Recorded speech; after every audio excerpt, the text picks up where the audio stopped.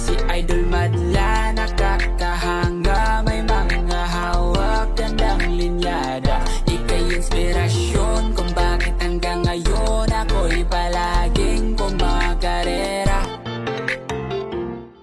Tuloy ang paggawa ngayong araw sa Dreamloaf mga kalapatids ngayong umaga. So ayan si Tatay Madla, bine-welding na niya yung gedli. So eto, nalagyan na ng balot to. Diba nung last time na nag-vlog ako dito, wala pang balot yung ilalim. Pero ngayon, ayan, meron na yung ilalim. Oh. Pag malayo, hindi naman nalata masyado mga kalapatids yung pinagdugsong natin. Ayan, oh. Kasi lalagyan pa naman ng ano to, ng paplatadaan pa daw to. So aabot hanggang dito mga kalapatids. Tapos ito, hindi naman masyadong mapapansin kasi dalawang mata na lang. No? So hindi masyadong pantay pero okay na yan kasi nasa likod naman na mga kalapatids. Hindi napansin kumbaga. Saka dito naman kasi lalagay natin yung mga cage natin sa likod. So matatakpan na yan kaya walang problema kahit na ganyan. So ayun, ito na lang welding ni tatay niyan. Yung itaas. So pag nadikit na to, ito na yung next na pipinturahan. So dito sa loob na si Madla to sa side na to. Ayan, dito na siya sa loob.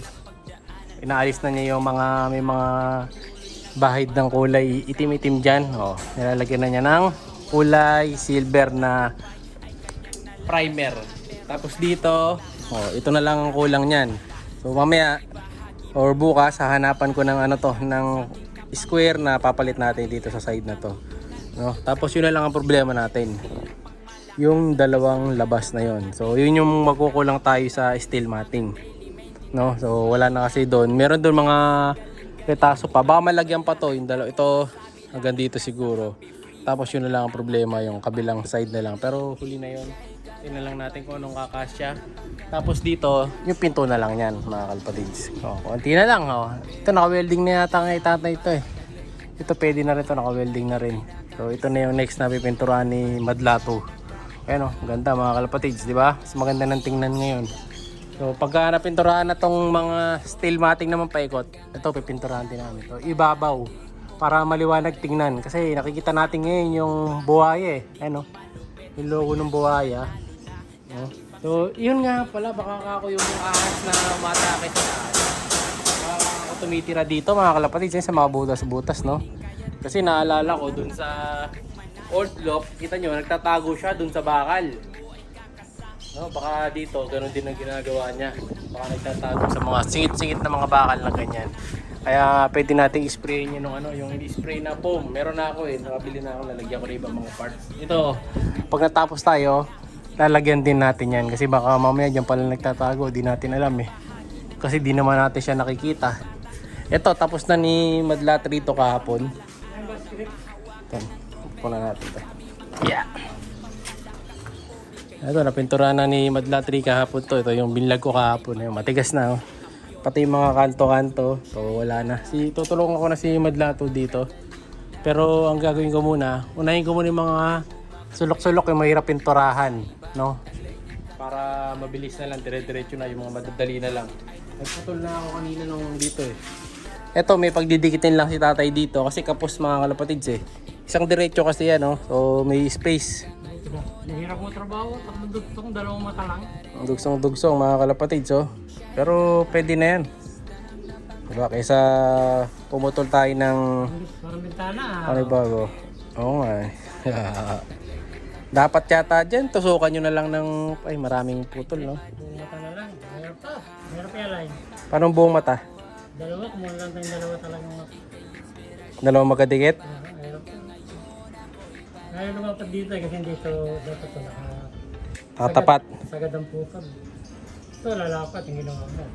Ito hindi. Kaya. Oo. Natama na ito kaya.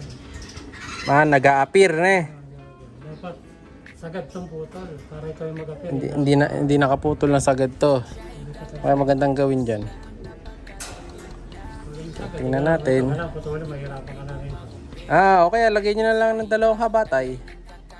Gano'n na lang. Yung pahaba na pahiga na gano'n kaya. Pangit. Ito kahit ito paano. Walang buo na to. Isang diretso na lang, no? Kaya na-welding sa gitna. Yan pala yan. Tatapat palang ganyan yan, no? Huwag umasog, no? Pag na-welding yan. Asog pala yan. Ay, kahit isa na lang pala eh. Hindi pwede. Isang may lawet. Isang may open. Utusok. Hindi, pangit. Dalawa, dapat dalawa na. Ne, Ano yung yo, puputol na lang natin dito yan. Puputol ko na lang siya doon sa kabila. pangit ha? Putol ko na ngayon. Puputol na ako mga kalapatids. Kasi didiretso welding na ni tatay yan eh. So pangit kasi tingnan mga kalapatids. So tingnan nyo. Madumi. No? Ang pangit tingnan. So diretso kasi yan mga kalapatids. Kumbaga ito, kaya walang kurba yan. Kasi buo-buo yan mga kalapatids eh. Puro putol kung putol yan. Walang ano, wala tayong in-adjust dyan. Walang tugsong. So naka-calculated kasi yan. So ito lang, nagulo yung kalkula dito dahil may nakaganyan. So ito, wala namang ganyan to mga kalapatids. Unless lalagyan, palalagyan nyo na lang ng ganito tay. Pwede. No? Meron na dyan na yan. Alin? Mga ito. Ayan, yan, kahit yung manipis. Try nga natin. Tinanggal ko sa... Pwede na lagyan natin. Pinutol ko na sa dulo. Nandun na sa kabila. Alin dyan? Yung pinutol ko na sa peto. Yan lang. Yan ang ata natin. Tay, to. Oh, ito na lang mga kalapatids. Oh. Oh, ito na lang. Buti naisip ko yun. Oh. Yun ko talaga eh.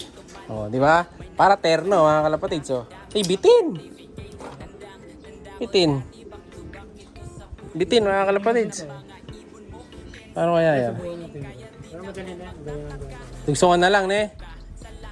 Kasi ito.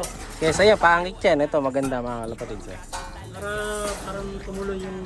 Parang tumuloy ang design. Oo, para siya nakasinturon. So, medyo kakapos. Tudugsungan na lang ni tatay ng mating. Ah, bitin. Bitin. Nagtungo ko na lang. Na? Nagtungo ko na lang. May isa pang ganyan. Na ganito. O, kakat na lang niya. Tapos pagdidikitin dito. Ah, di ba? O, mas gumanda mga kalapatids. Kaysa lagyan natin ng mating na ang pangit. Ano sa mga yan? Parang tumulo ito. Oo. Titibay din eh. Dito yan. Tutumbok. Ayan, tutumbok dyan. Ito lang putulin yan. Paling eh. Bigay ko na sa inyo. O yan, ganun pala gagawin ng tatay. Yan, o, ganyan mga kalapatids. O, yan. Yan pala dapat mali yung steel matting.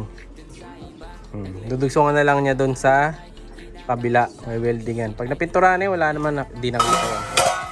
Talaglag. So ngayon, ito kasi baka kung di lababo to, baka kulungan ng kalapati na lang. Pero tingin ko mas maganda dito kulungan ng kalapati kasi mataas eh. Ay no? Ano nga, maganda din. Hindi rin yung... Hindi, makakitid lang eh. Dito yung... Hindi, makitid.